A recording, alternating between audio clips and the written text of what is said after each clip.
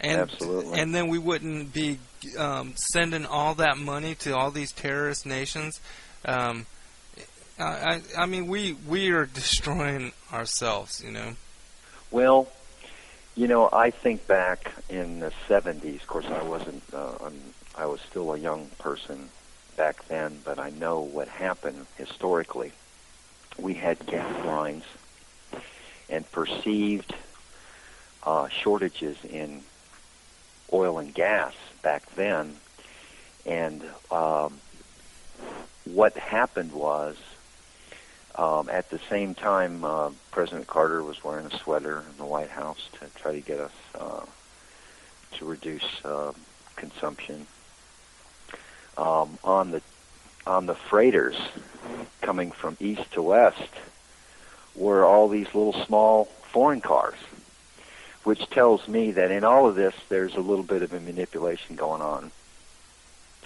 And that was really the introduction of the small compact car back in the 70s, because the U.S. automakers weren't making small cars, maybe smallish cars, but nothing like what was coming over from Japan.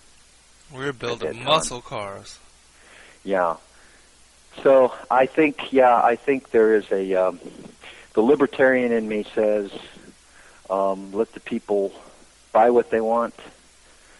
Give them the money to, or let them keep some of the money that they're taking from us to buy and stimulate the economy.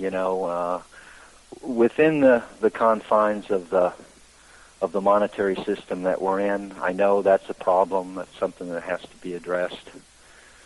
But I think let the technology go uninhibited. It's been stifled, I believe, because of the interests of the oil companies. Well, let me just give one other, just to let people know how far this goes back. If you really look into how the petroleum industry has stifled technologies when it comes to energy and free energy, you can study the history of Rudolf Diesel and the fact that he had created the diesel engine to run off of peanut oil. And the reason he did that was to give farmers a fuel base that they could create right there at their in their own lands, in their own farm, and not have to rely on petroleum products that they would have to buy or purchase from some other source. And so what happened to him? He ended up face down in a pond, dead, and the petroleum industry bought up the patents for his diesel engine and did not release the diesel engine until they had created a petroleum-based fuel that they could run through it. Yeah. Sure. So, this goes way, way back. Heard of Nikola Tesla. Oh, yeah, with the electric car that he was running and the water-based car. Yeah, and Stan Meyer, just back in the early 90s, he was running his vehicles off of water, and he ended up dead or dying of food poisoning or whatever they said. Right. So there's been a lot of technologies and free energies out there. Absolutely. Yeah. So it comes down to the question now. You say the imports are fine. They're sending in a good product. The people want it. It's priced right. Well, keep in mind all of those barriers that the big three have been. And I'm not saying everything they've done is right, but they've had to work within the confines of free trade, taxation, and regulation. Probably were higher labor costs. The foreign automakers obviously don't have the labor costs and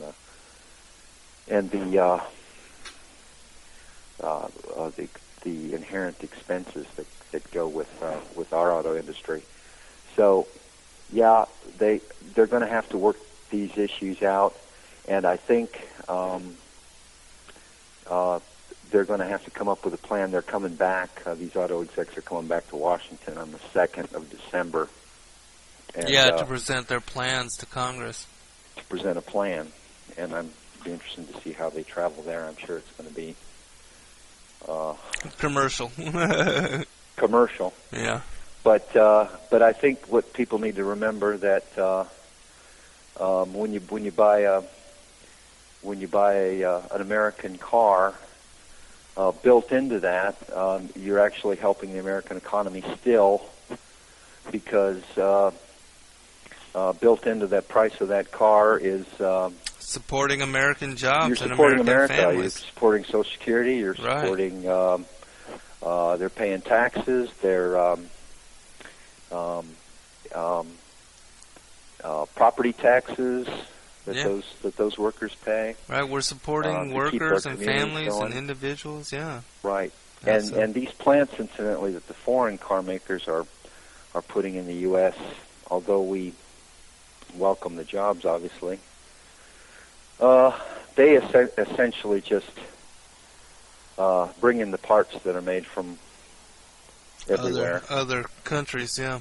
And just assemble them here. And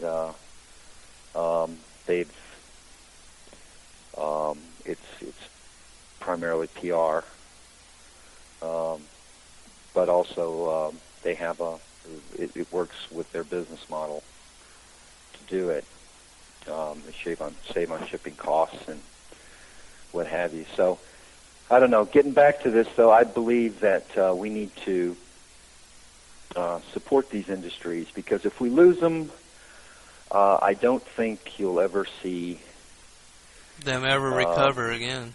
A major player in the auto industry that's American yeah. ever again. Right, I agree. Ever again. And I sort of push away from the globalism. I push away from the free trade. I don't think those things are helping us. I think they're bringing us down to the level of third world, of the rest of the countries. Now, I believe those countries need help and aid and support in different ways that we can support them, but not at our expense economically. Right. I really don't. Well, I've already told this to the readers, and I've already discussed this with you too. The reason they're bringing America down is so that they can merge us into the Pan-American Union. You cannot have a strong America that can stand in defense of world government, and so that's why they're gonna bring us down. So let's go into discussing this market fact, because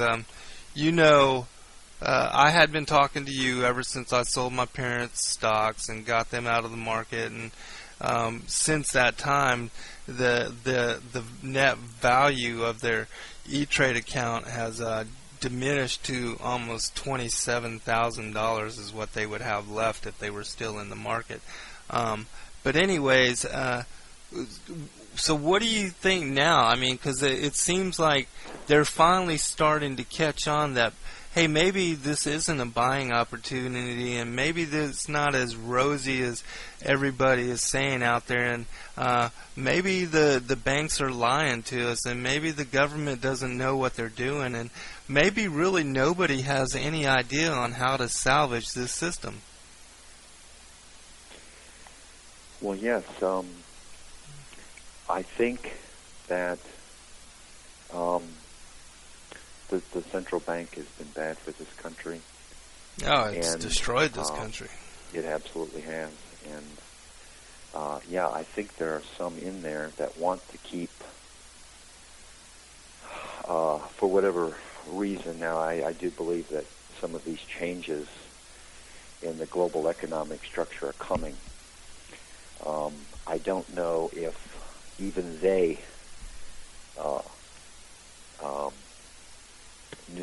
knew quite how bad this was going to break, or how fast it was going to. But they're trying to prop it up. Oh, right. Absolutely. And like I mentioned, even those within this failed system are kind of scratching their heads now. It seems to me, in trying to keep this house of cards standing. So, I guess maybe what you're getting at is, are we Are we nearing the end? Is there going to be a financial collapse? Or are they going to convince everybody that there's a bottom in? will it turn around and start to come back? Now, I know yesterday President-elect Obama selected Geithner, he's the New York Fed, Reserve in yeah. New York. That gave the market some inspiration, and of course it went up almost 500 points.